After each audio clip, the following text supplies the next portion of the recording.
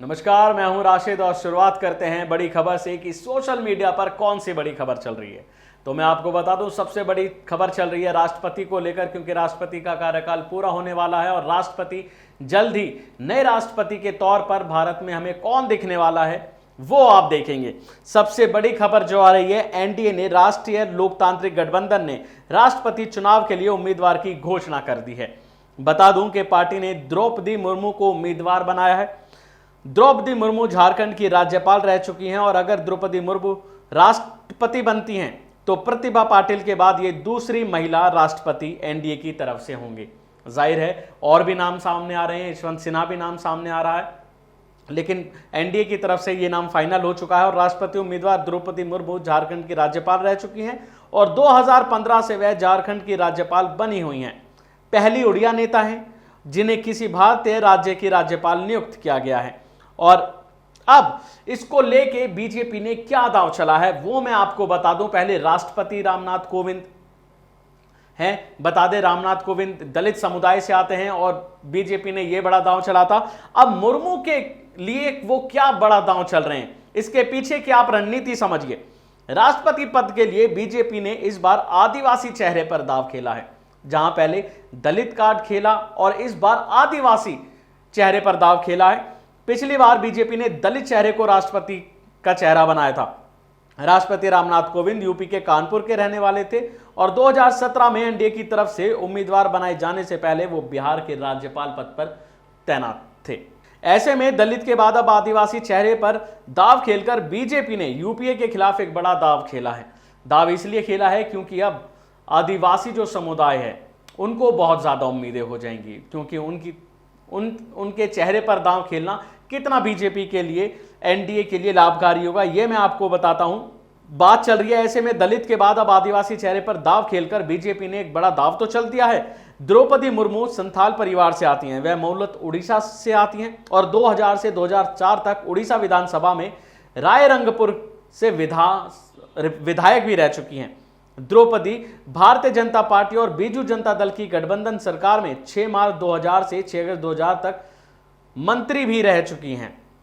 लेकिन आखिर इससे क्या होगा, इससे अब बीजेपी ने ऐसा क्यों करा है? देखिए, एनडीए ने ऐसा क्यों करा है, यूपीए के सामने एक बड़ा दाव खेला है, ठीक वैसे ही जैसे पहले कोविंद को लेकर खेला था। पहले रामनाथ कोविंद को लेकर खेला था, पहले वो दलित चेहरा थे, दलित कार्ड खेला था और इस बार उन्होंने आदिवासी चेहरा बनाया है, ताकि एक ऐसा चेहरा बनाए जिससे लोगों के सामने प्रेरणा मिले, जिससे लोगों को पता चले कि हमारे समाज से भी लोग राष्ट्रपति पद पर हैं। और दूसरी तरफ खबर क्या चल रही है ये मैं आपको बता दूं कि पिता यशवंत सिन्हा को विपक्ष ने बनाया राष्ट्रपति उम्मीदवार और इस पर भाजपा सांसद क्या बोल रहे हैं। बता दें कि उनके बेटे क्या बोल रहे हैं, जो कि जयंत सिन्हा हैं और भाजपा में हैं। एनडीए और विपक्ष दोनों ने राष्ट्रपति चुनाव के लिए अपने अपने उम्मीदवारों का ऐलान कर दिया है। एनडीए ने झारखंड की पूर्व राज्यपाल जो कि द्रौपदी मुर्मू को बनाया, जैसा कि मैंने अभी आपको बताया, तो वहीं विपक्ष ने पूर्व केंद्रीय मंत्री और टीएमसी नेता रहे यशवंत सिन्हा को कैंडिडेट बनाया। अब मुकाबला इन दोनों के बीच में, हालांकि आपको भी पता है कि किसका बनना तय है। साल 2018 तक यशवंत सिन्हा ने भाजपा में थे, लेकिन इसके बाद उन्होंने टीएमसी का दामन थाम लिया था और उनके बेटे जयंत सिन्हा भाजपा में सांसद हैं। लेकिन एक बड़ी खबर यह है कि पिता विपक्ष के राष्ट्रपति उम्मीदवार हैं और बेटे जो बीजेपी में मंत्री हैं, आखिर उनके सामने कैसी चुनौती है यह आप देखिए। जयंत सिन्हा ने यशवंत सिन्हा की उम्मीदवारी पर पहली प्रतिक्रिया देते हुए कहा है कि उन्हें इस चुनाव में किसी के बेटे के तौर पर नहीं देखा जाना चाहिए। जाहिर सी बात है, उनसे यह सवाल किया जा रहा था कि आप बीजेपी में हैं और आपके पिता जो कि विपक्ष के राष्ट्रपति पद के उम्मीदवार हैं, आप किसे वोट करेंगे। इसके जवाब में जयंत सिन्हा कहते हैं कि इस चुनाव में किसी के बेटे के तौर पर मुझे नहीं देखा जाना चाहिए। मैं अपनी पार्टी का एक प्रतिबद्ध कार्यकर्ता हूं और एक सांसद के तौर पर अपने कर्तव्यों का पालन करूंगा। उन्होंने ट्वीट कर यह बात कही है। दरअसल सिन्हा ने अभी कहा है कि विपक्ष की ओर से भारत के राष्ट्रपति चुनाव के लिए मेरे आदरणीय पिताजी यशवंत सिन्हा जी को प्रत्याशी घोषित किया है। मेरे पास बहुत सारे लोगों के फोन आ रहे हैं।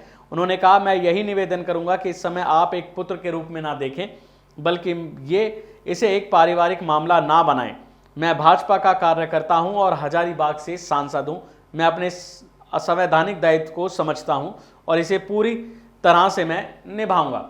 जाहिर सी बात है इस मामले में ट्विटर पर भी बाढ़ आई पड़ी है, लोग अपनी अलग अलग प्रतिक्रिया दे रहे हैं। वो कह रहे हैं कि आखिर अब एनडीए ने क्या दाव चला है, पहले दलित दाव चला था, इस बार आदिवासी दाव चला है।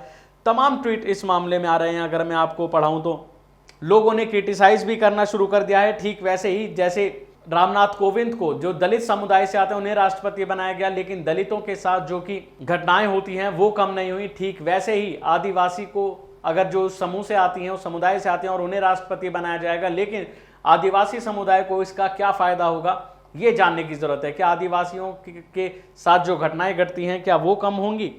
सोचने वाली बात है और हर कोई इसी पे बात कर रहा है कि आखिर ऐसा क्यों हो रहा है, क्योंकि राजनीति है, राजनीति में कुछ भी हो सकता है और पार्टियां अपने अपने तरीके से कार्ड खेलती हैं, अपने अपने तरीके से राजनीति करती हैं। और अब जो कि 18 जुलाई को इसका चुनाव होना है, उसके बाद ही पता चल पाएगा कौन राष्ट्रपति होगा। लेकिन ये दो बड़ी खबरें, एक तरफ यशवंत सिन्हा है और दूसरी तरफ द्रौपदी मुर्मू जो कि समुदाय से आती हैं, आदिवासी समुदाय से आती हैं और आदिवासी समुदाय को खास उम्मीद होगी और सोशल मीडिया पे कहा जा रहा है कि वैसे ही उम्मीद होगी जैसे दलितों को उम्मीद होगी। लेकिन देखने वाली बात होगी कि ये जो नेता आते हैं अपने अपने समाज के लिए क्या करते हैं, क्योंकि राजनीति में आजकल क्या चल रहा है, क्या कोहराम मच रहा है, वो आप सभी ने देखा। और देखने वाली बात होगी कि आखिर ये जब इतने अपने अपने समुदाय से आते हैं तो अपने समुदाय, अपने क्षेत्र, अपने देश के लिए क्या करते हैं, क्योंकि जब ऐसे बड़े पद पर आते हैं तो इन्हें उम्मीदें होती हैं, देशवासियों को उम्मीद होती हैं कि आखिर ये हमारे लिए कुछ करें। और देखना होगा कि अपने समुदाय के लिए, अपने देश के लिए क्या करते हैं। शुक्रिया।